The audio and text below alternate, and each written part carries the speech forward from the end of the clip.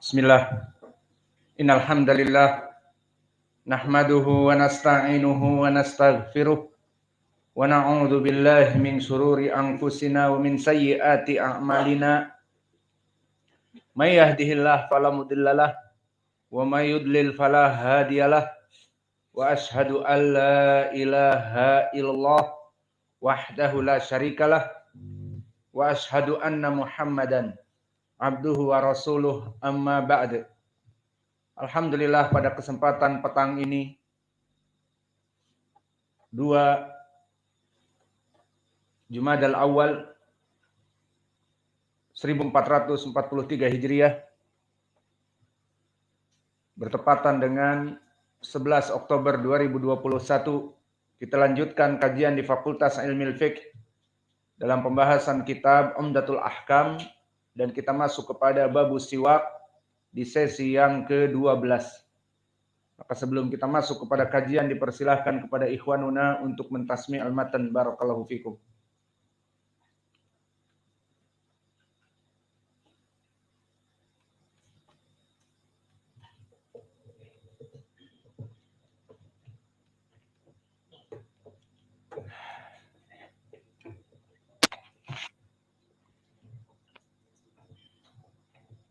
قال المؤلف رحمه الله: عن ابي قتادة الانصاري الانصاري عنه ان النبي صلى الله عليه وسلم قال: لا يمسكن احدكم ذكره بيمينه وهو يبول ولا يتمسك من خلاء بيمينه ولا يتنفس في الاناء.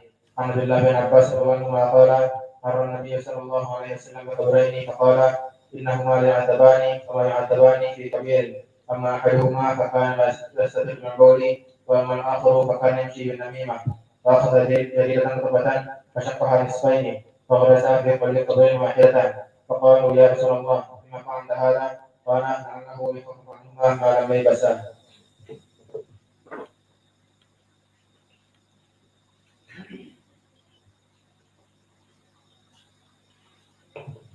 Bismillah. Qala al-mu'allif rahimahullah. An Ayyub al-Ansari qala Rasulullah sallallahu alaihi wasallam: idza ataytum al-wa'id fala tastaqbilu qiblah bi wa'idin wala qawl wa la yastaqbiluha walakin syafiqu awarridu. An Abdullah bin Umar bin Khattab radhiyallahu anhu annahu qala: Raqitu yawman fi baitin Hafsah ala baitin Hafsah wajada Rasulullah sallallahu alaihi wasallam fi hajatahu mustaqbil Syam mustaqbil Ka'bah.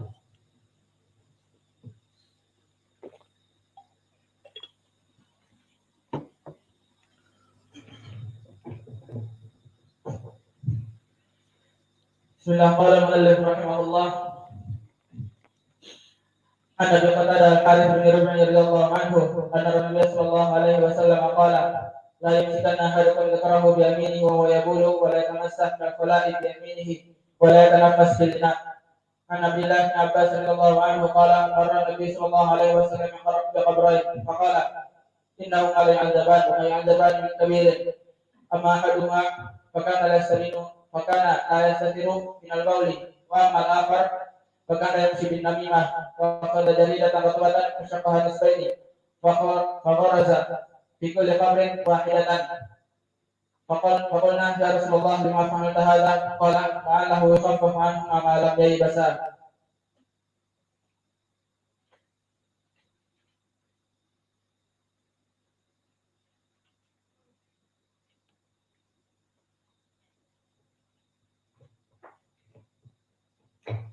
Qala mu'allif rahimahullah ta'ala an Aisyah radhiyallahu anha anna Rasulullah sallallahu alaihi wasallam qalat kana Rasulullah sallallahu alaihi wasallam yajuruha at-tayammum fi tana'irihi wa rajlihi wa tahurihi wa fi sha'ni kullihi.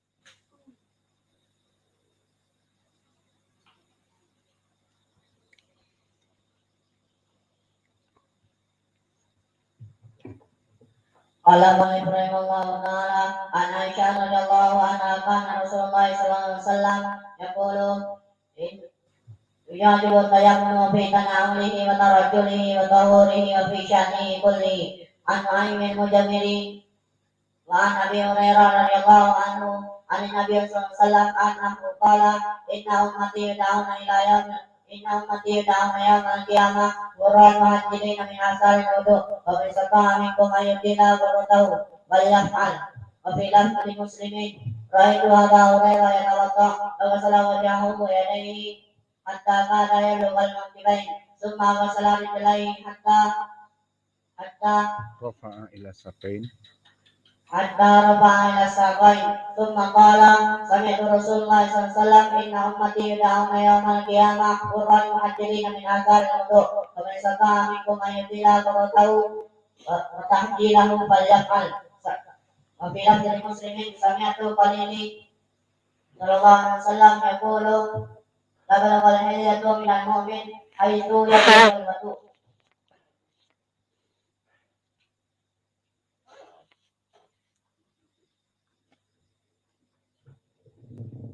Al-Mu'allif rahimahullahu ta'ala an Aisyah radhiyallahu anha qalat kana Rasulullah sallallahu alaihi wasallam tujibuhu tayammuna fi tana'ulihi wa tarajjulihi wa tuhurihi fi sya'nihi kulli an Nu'aym al-Mutmiri an Abi Hurairah radhiyallahu anhu an Nabi sallallahu alaihi wasallam qala inna ummati yud'auna yawmal qiyamah ghurran muhajjirina min athari wudu faman istata'a minkum an yudila ghurratahu falyaf'al wa fi lafzi akhir ra'aitu Aba Hurairah tawasala wajhahu wa yadayhi hatta kada yablughul mankibain thumma ghasala rijlaihi hatta rafa'a ila saqain thumma qala sami'tu Rasulullah sallallahu alaihi wasallam inna ummati yud'auna yawmal qiyamah ghurran muhajjalina min athari wudu faman istata'a minkum an yutilna an yatillahu wa tajilahu falyaf'al wa fi lafzi Muslim sami'tu Khalili sallallahu alaihi wasallam tablugul hilata minal mu'min haitsu yablugul wudu.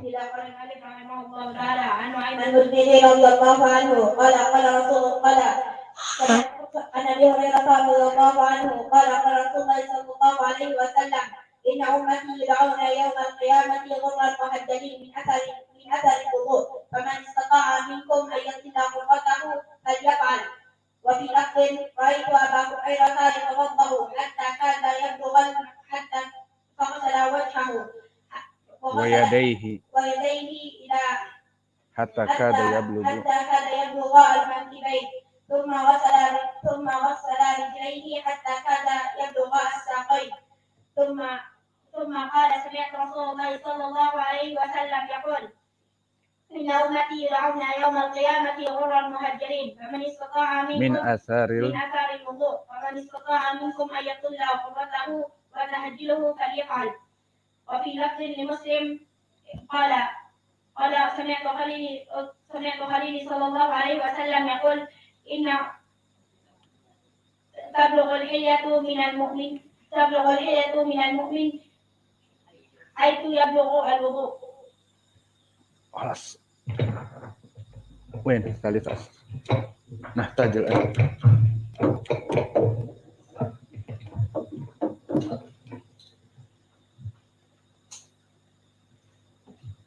Bismillah.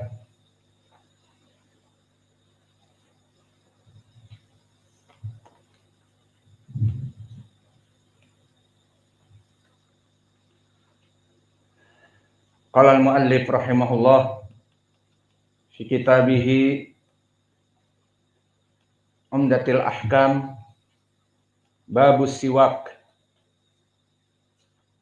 an Abi Hurairah radhiyallahu anhu Ani Nabi sallallahu alaihi wa ala alihi wasallam, laula an asyqa ala ummati la amartuhum bisiwak inda kulli shalah. Maka di hadis yang pertama yang kita bahas di kitab Umdatul Ahkam di sesi yang ke-12 ini, kita masuk kepada babus siwak. Adapun siwak, barakallahu fikum, maknanya adalah dia suatu pohon kecil dari batang ataupun akar yang banyak sekali di negeri Arab, tumbuh begitu saja di padang pasir. Diambil batangnya ataupun akarnya, kemudian dikupas, maka di situ akan mengeluarkan rasa panas dan dipergunakan di dalam hadis seperti di dalam hadis ini untuk bersiwak, maknanya membersihkan mulut. Maka dari sini menjadi pendalilan bahwa siwak kembali kepada alat ataupun perbuatan membersihkan mulut itu adalah dari perkara yang sunnah. Bahkan pendalilannya di dalam hadis Abi Hurairah, di hadis pertama dari siwak, bahwa siwak itu kalaulah tidak memberatkan bagi kaum muslimin, maka Nabi memerintahkan setiap hendak salat untuk bersiwak. Maka lafaz hadis di dalam hadis Abi Hurairah ini, laula an asyqa ala ummati, seandainya tidak memberatkan bagi umatku, la amartuhum bisiwak inda kulli shalah. La amartuhum bisiwak inda kulli sholatin. Maka jika seandainya tidak memberatkan kaum muslimin, aku akan memerintahkan kepada seluruh kaum muslimin untuk melaksanakan siwak setiap hendak melaksanakan sholat. Maka faidah dari hadis ini, pertama, hukum bersiwak adalah sunnah bukan wajib. Mana pendalilan sunnahnya? Lafaz laula an asyqa ala ummati. Jika seandainya tidak memberatkan pada umatku, menandakan perkaranya bukan wajib. Karena takut memberatkan kepada kaum muslimin, maka menjadi bukan wajib. Adapun perkara-perkara yang wajib, tidak ada lafaz-lafaz seperti jika memberatkan kepada kaum muslimin, tidak. Langsung perintah. Seperti perintah sholat. Wa aqimus sholat. Tegakkanlah sholat. Warka'u ma'ar raqi'in. Sholatlah bersama jamaah kaum muslimin. Dan juga tentang puasa. Kutiba alaikumus siyam. Diwajibkan bagi kalian untuk berpuasa. Tanpa ada lafaz-lafaz seperti jika seandainya tidak memberatkan kepada umatku, maka lafaz-lafaz seperti ini yang menurunkan dari derajat wajib kepada sunnah. Maka siwak hukumnya sunnah. Inda kulli shalah, bersiwak setiap hendak salat. Maka faidah dari hadis ini adalah hukum siwak, hukumnya adalah sunnah, dan pelaksanaan siwak yang diinginkan di dalam syariah adalah setiap hendak salat. Setiap kita akan menghadap kepada Allah, maka kita bersiwak agar mengharumkan mulut kita dan juga membersihkan dari sisa-sisa makanan dan sebagainya. Dan di sini menjadi keutamaan juga perbuatan siwak, di mana diperintahkan oleh Nabi setiap sholat untuk melaksanakan siwak. Dan menjadi keutamaan siwak juga bahwa karena ditakutkan menjadi masyaqqah, menjadi berat bagi kaum muslimin, itulah penyebabnya diurungkan kewajiban as-siwak. Menandakan bahwa bersiwak sebelum sholat adalah perkara yang sangat baik. Dan faidah juga bahwa di syariat Islam mengajarkan kepada kita kebersihan dalam segala sesuatu. Sehingga barang siapa yang ingin melaksanakan sholat agar bersiwak. Dan pendalilan juga kepada kita bahwa asal dari syariat ini, jika ada masyaqqah, maka dia itu tidak diwajibkan kepada kaum muslimin. Maka di dalam ilmi usul fikih ataupun qawaidul fiqhiyah disebutkan kaidah bahwa al-masyaqqah tajlibu taisir. Setiap perkara yang masyaqqah bagi kaum muslimin, membuat berat bagi kaum muslimin, mewajibkan untuk at-taisir, diberikan rukhsah, diberikan kemudahan. Maka contohnya permasalahan orang yang sakit di saat sedang berpuasa. Kalau berfirman di dalam surat Al-Baqarah, "Faman kana minkum maridhan aw 'ala safarin fa'iddatun min ayyamin ukhar." Maknanya, barang siapa yang masuk kepadanya bulan Ramadan, namun dia dalam keadaan sakit, jika dia berpuasa sampai maghrib, badannya akan lebih lemas dan berbahaya. Dan yang kedua, dalam keadaan safar, dan safar yang masyaqqah. Tentunya safar di zaman Nabi, di saat disyariatkan puasa, maka safar dari Madinah ke Taif, safar dari Madinah ke Makkah, butuh berhari-hari di padang pasir, masyaqqah, membuat lemas, membuat haus, dehydration, maka disunahkan atau diberikan rukhsah untuk berbuka. Maka di dalam ayat ini, barang siapa yang berpuasa kemudian sakit ataupun safar yang menyebabkan dia lemah, maka tidak apa-apa berbuka, namun fa'iddatun min ayamin ukhar, dibayar di hari yang setelah Ramadan. Ini salah satu contoh dari keumuman ayat, yuridullah bikumul yusr wala yuridu bikumul usr. Allah menginginkan di dalam agama ini kemudahan, tidak menginginkan kesusahan di dalam agama Islam ini. Maka oleh sebab itu di dalam keumuman ayat pun Allah berfirman, fattaqullah mastata'tum. Bertakwalah kamu kepada Allah semampu kalian. Maka dari dalil-dalil ini semua, bahwa perkara-perkara yang di dalam syariat yang membuat berat kepada kaum muslimin, maka wajib baginya untuk diturunkan dari masyaqqah menjadi taisir, menjadi kemudahan.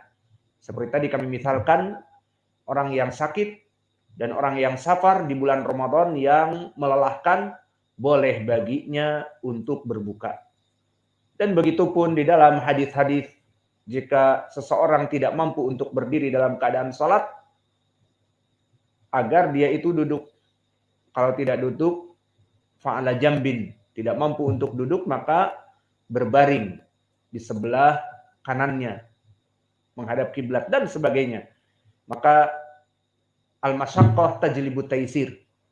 Maka dari kaidah ini, tadinya Nabi menginginkan seseorang melaksanakan sholat itu bersiwak. Namun ditakutkan kepada kaum muslimin menyebabkan masyaqqah, setiap sholat dia harus bersiwak. Maka tidak apa-apalah, kata Nabi. Yang penting bersiwak kapanpun. Sehingga siwak itu dijadikan, yang tadinya ingin setiap sholat Nabi memerintahkan siwak, namun karena ditakutkan membuat masyaqqah kepada kaum muslimin, ya sudah, tidak mesti pada setiap sholat. Maka ini makna dari hadis yang pertama tentang siwak. Kita masuk kepada hadis yang kedua. An Hudzaifah ibn al-Yaman qala kana Rasulullah sallallahu alaihi wasallam idza qama minal laili yasusu fahu bisiwak. Maka di dalam hadis yang kedua tentang permasalahan siwak ini, bahwa Nabi Muhammad sallallahu alaihi wasallam dari perbuatannya, saking cintanya kepada kebersihan, dan juga cintanya kepada Allah, dia ingin melaksanakan ibadah, terutama bangun malam untuk salat malam, maka Nabi melaksanakan amalan bersiwak. Dikarenakan dengan bersiwak itu akan membersihkan dari mulutnya, terutama di saat bangun tidur. Di saat bangun tidur, maka kami mendapati dari para dentis, faidah dari para dentis, ahli gigi, dari kedokteran gigi, maka mereka menasihati lebih baik bersiwak itu sebelum tidur. Karena dengan bersiwak sebelum tidur, mulut itu sudah bersih, tidak makan lagi setelah itu apa-apa, maka para bakteria-bakteria yang tersisa di mulut itu sudah terbuang dengan bersiwak ataupun menggosok gigi. Maka di sini menunjukkan bahwa seseorang di saat tidur terjadi perkara-perkara yang buruk di dalam mulut. Mulai dari bakteria-bakteria yang ada di mulut, apalagi ada sisa-sisa makanan bekas makan malam, itu akan bereaksi dengan air liur menjadi fermentasi dan juga membuat email dari gigi itu menjadi rusak. Alhasil banyak mafsadahnya. Maka di sini Nabi Muhammad di saat bangun dari tidur, ya susu famahu bisiwak, maka dia melaksanakan pembersihan mulutnya dengan as-siwak. Maka yang bisa diambil dari hadis ini tentang melaksanakan siwak di saat bangun dari tidur, terutama kaum muslimin setiap malam melaksanakan sholat malam, maka dia bangun dari tidurnya langsung bersiwak untuk menghadap kepada Allah, membaca Al-Quran, membaca doa, dan melaksanakan sholat dengan bacaan Al-Qurannya. Maka dalam keadaan mulutnya harum dan dalam keadaan mulutnya bersih, maka ini dari sunnah yang bisa kita ambil. Dan bersifat umum tentang permasalahan bersiwak sebelum sholat. Di antaranya sholat malam. Maka hadis ini menjadi pendalilan tentang fiilnya Nabi. Idza qama minal lail, bahwa Nabi jika bangun dari tidur, yasusu fahu bisiwak, maka dia memasukkan siwak itu ke mulutnya. Kemudian di hadis yang ketiga, hadis yang agak panjang, masih berhubungan dengan siwak dan masih dikeluarkan Al-Bukhari dan Muslim. An Aisyah radhiyallahu anha qalat, dakhala Abdurrahman ibnu Abi Bakar. Masuk Abdurrahman ibni Abi Bakar. Apa kerabat Abdurrahman ibnu Abi Bakar dengan Aisyah ya Maura? Apa kerabatnya? Aisyah dengan Abdurrahman ibnu Abi Bakar. Hah? Hendak ya Hudzaifah? Maqrabah bainahuma. Aisyah ma Abdurrahman ibni Abi Bakar. Hah? Kif khalatuh? Aisyah binti man? Wahada Abdurrahman ibn man? Hah? Ada Abdurrahman ibnu man? Idan ma ada qarabah? Ukhtuh. Kif khalatuh? Intabih anta la tatakalam bidun tafkir, la tatakalam bidun wa'i. Al-muhim bahasa Indonesianya ceplas-ceplos.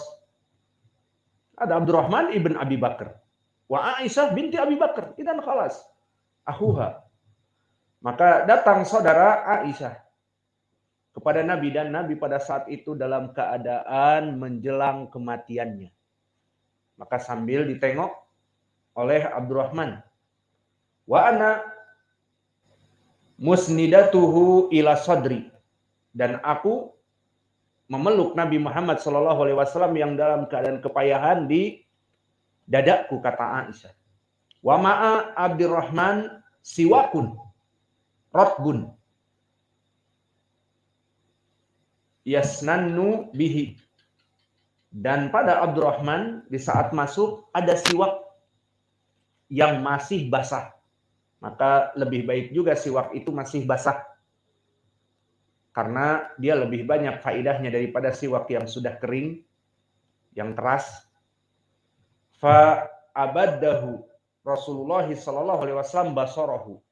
Maka Nabi dalam keadaan terkulai di dada Aisyah masuk menziarahi iparnya, maka mata Nabi terfokus kepada siwak yang ada pada Abdurrahman, yang dohirnya disimpan oleh Abdurrahman tidak dalam keadaan di mulutnya.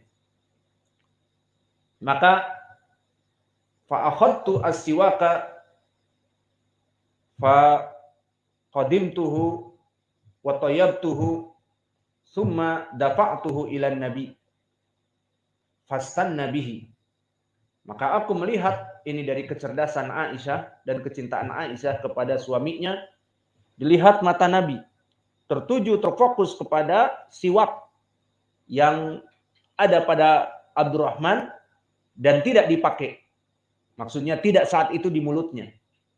Maka Aisyah mengambilnya, kemudian merapikannya dan memutuskan yang bekas dari mulutnya dan dirapikan dan seterusnya. Maka kemudian diberikan kepada Nabi fastanna bihi. Maka Nabi menggunakan siwak. Bahkan menjelang mautnya Nabi tidak melepaskan dari siwak. Maka inilah ajaran Islam, ajaran yang penuh kebersihan. Fama ra'aitu Rasulullah sallallahu alaihi wasallam istanna istinanan ahsanu minhu.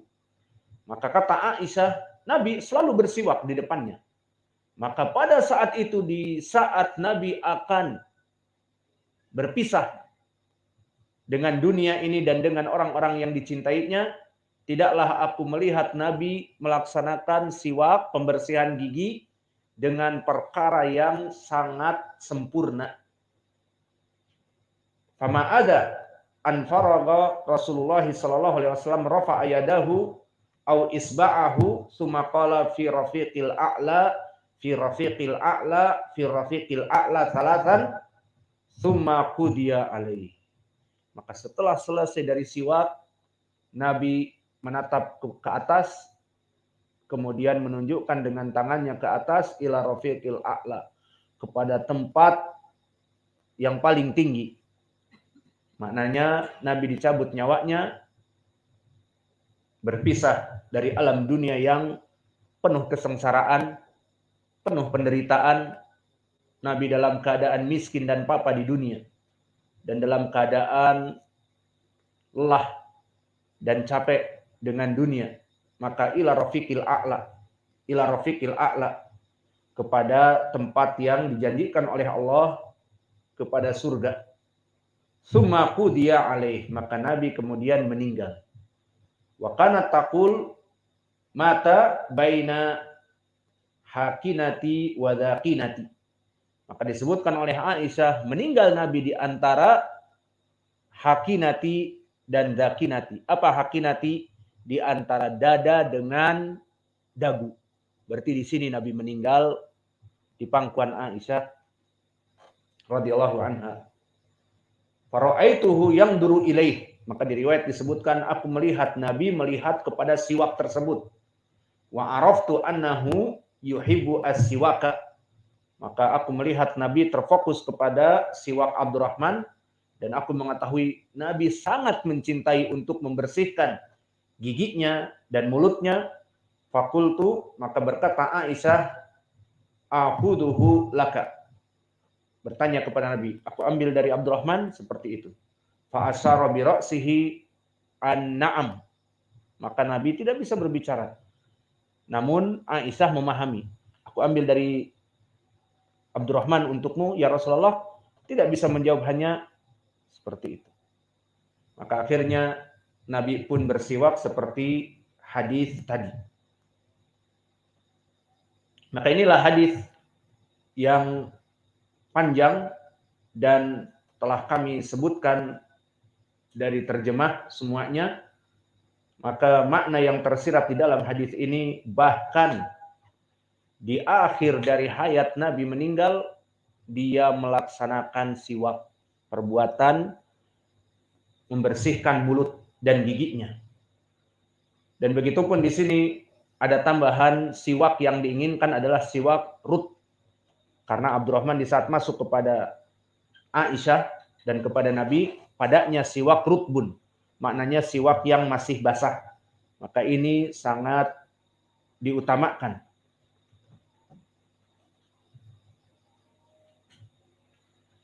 Dan di hadis yang terakhir tentang siwak, karena setelah ini akan ada ceramah, An Abi Musa Al-Asy'ari radhiyallahu anhu qala ataitu Nabiyya sallallahu alaihi wa ala alihi wasallam wa huwa yastaku biswakin rutbin qala wa tarafu siwak ala lisani wa huwa yaqul a wa siwaku fi fihi ka'annahu yatahawwa. Mana hadis ini adalah di saat Abu Musa Al-Asy'ari datang kepada Nabi, aku mendapati Nabi dia dalam keadaan bersiwak dengan siwak yang masih baru, rutbin, masih lembut, masih basah. Kemudian aku melihat Nabi menjadikan lisannya itu digosok-gosokkan oleh siwak. Maka di sini menjadi faedah juga dari sunnahnya bersiwak yang banyak orang tidak memahami, bukan hanya giginya saja, tetapi apa? Wa tarafus siwak ala lisani. Dan Nabi membersihkan siwak kepada lisannya. Maka seperti biasa jika kita membersihkan lisan akan seperti itu. Dan di sini disebutkan wa huwa yaqul maknanya mau muntah. Wasiwaku fi fihi, dan siwak di mulutnya ka'annahu yatahawwa, seakan-akan Nabi ingin muntah. Seperti itu. Maka faedah di dalam hadis ini seperti faedah yang lain, sunnahnya melaksanakan siwak, dan faedah di sini tambahan yang tidak ada di lafaz yang lain adalah termasuk dari melaksanakan siwak yang sunnah membersihkan lisan. Maka ini yang tidak ada di lafaz-lafaz yang lain. Sampai Abu Musa melihat Nabi seakan-akan mau muntah. Seperti itu. Dan faedah yang didapat dari segi kedokteran, banyak di antara kita melaksanakan siwak bangun tidur. Namun di saat berbicara bau. Kok tetap bau? Padahal tadi saya baru sikat gigi dan gigi saya tidak ada berlobang. Bersih. Tapi kok bau? Ternyata lisannya tidak disikat ataupun dilaksanakan siwak. Maka di lisan seseorang yang baru bangun, apalagi dia tidur habis makan malam tanpa bersiwak, berkumur-kumur, makan terus setelah itu tidur, maka sisa-sisa makanan dari enzim-enzim di mulut dengan sisa-sisa makanan yang terjadi fermentasi, jika dibuka mulut kita, kemudian cairan di lisan kita dimasukkan kepada mikroskop, maka mikroba di situ berjuta-juta mikroba tumbuh. Maka jika dibiarkan sepekan, 2 pekan, dan sebagainya, akan tumbuh koloni-koloni dari bakteri-bakteri yang membuat bau. Maka dari penyebab bau mulut adalah dari lisan. Maka seperti obat-obat bau mulut, kumur-kumur dengan tidak usah disebutkan namanya, takut iklan nanti, kita nanti diberi hadiah oleh perusahaan itu nanti. Alhasil kumur-kumur, tujuannya diantaranya bukan masalah gigi, pengobatan gigi bukan. Tapi mulut, terutama lisan dan yang lainnya itu mati. Maka di sini sunnah yang mungkin banyak tidak dipahami, dipikirnya siwak itu gigi saja. Tidak, ternyata lisan. Maka lisan seperti dibersihkan, dikerut-kerik seperti ini. Ingin muntah memang. Namun membersihkan sehingga setelah itu tidak bau lagi. Maka ini dari permasalahan siwak. Dan sebelum kita tutup, pertanyaan yang banyak mungkin sekarang ada di benak saudara-saudara kita, dan ini pun dari fatwa para ulama, bukan dari pendapat kita. Seperti selalu kami dengar Syekh kami Mukbil, ya Syekh, pembahasan tentang masalah siwak. Padahal di Arab mereka menanyakan siwak itu sulit. Dan memang siwak-siwak terutama di kota-kota sulit. Yang menjual terutama di ma'had-ma'had seperti dulu kita di Darul Hadits, itu pun jarang. Dan itu pun sudah kering. Dan mau ngambil harus ke padang pasir. Dan sebagainya. Intinya, permasalahan siwak itu meskipun di negeri Arab terutama di kota, lebih susah lagi. Jarang orang jualan siwak, kecuali mungkin di pasar, di dalam pasar ada. Atau di tempat-tempat khusus, seperti Jumatan, sebelum Jumatan banyak. Kalau di Yaman itu ma'ruf, di depan-depan masjid, sebelum Jumatan orang berjual siwak. Jadi kita mau masuk ke masjid itu, siwak, ambil. Seperti itu. Alhasil, pertanyaan yang banyak sekali dan kebanyakan mungkin di antara antum juga sama, apakah hukum siwak di sini sama dengan hukum bersiwak dengan odol dan sikat gigi? Itu ada di benak antum. Dijawab oleh Syekh kami, jika memang tidak didapatkan siwak yang biasa ada di negeri Arab, maka bisa itu untuk menggantinya.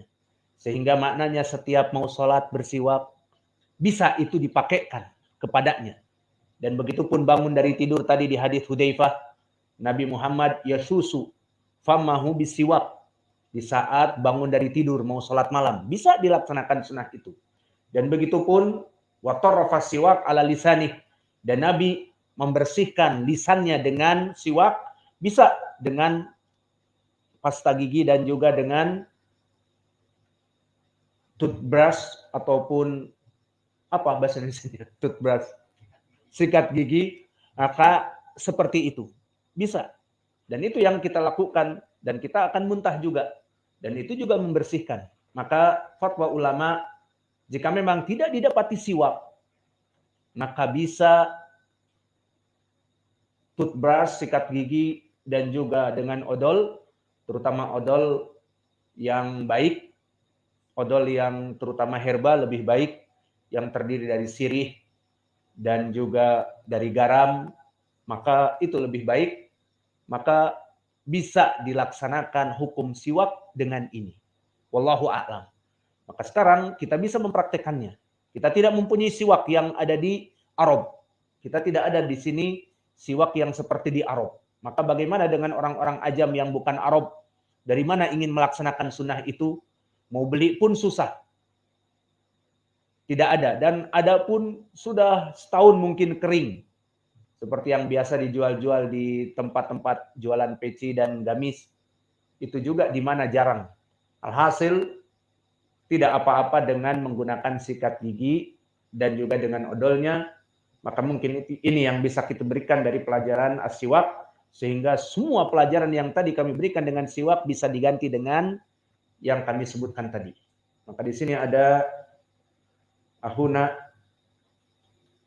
untuk melaksanakan ceramah. Tafadhol, barakallahu fiik.